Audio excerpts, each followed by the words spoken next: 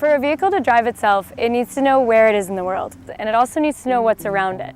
Based on these factors, it needs to be able to make smart and safe driving decisions in the real world. And once you get in the car, you start to get a real feel for the way the technology works and what it's like in real driving situations. So there are a few things that have to happen before the car can safely drive itself.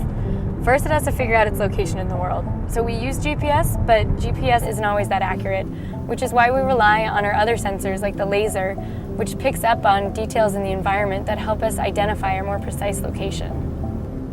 So think of the sensors as the car's eyes and ears, but with eyes that can see far off into the distance and 360 degrees around the car.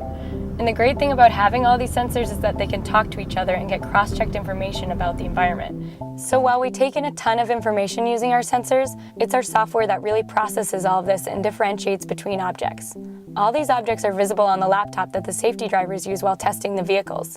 Based on what the vehicle senses and processes, these objects will be represented by different colored boxes. Cyclists will be red, pedestrians yellow, and the vehicles will appear as either green or pink. These boxes demonstrate the processing that takes place within the software. And think about the complexity here.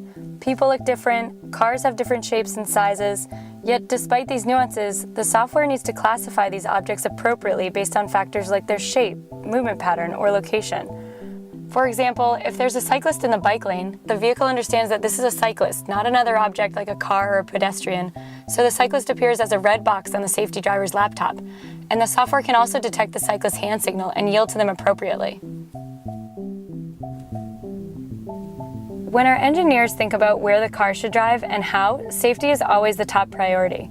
So the vehicle takes into account many things like how close it is to other objects or matching speed with traffic or anticipating other cars cutting in. For example, as a passenger, it can feel a little uncomfortable passing by a large vehicle on the road. Our engineers have taught the software to detect the large vehicles, and the laptop shows them as larger boxes on the screen. As our vehicle passes by a large truck, it will actually keep to the farther side of the lane and give ourselves a little bit more space. We've also taught the vehicle to recognize and navigate through construction zones. The vehicle sensors can spot the orange signs and cones early to alert the car of any lane blockage ahead, and then we can change lanes safely. Another thing that's really important is for the vehicle to drive in a naturalistic way, because when it's natural and the car abides by social norms on the road, it's also safer. For example, at four-way stops, people typically rely on eye contact to communicate whose turn it is, and in our case, the vehicle inches forward into the intersection to indicate its intent.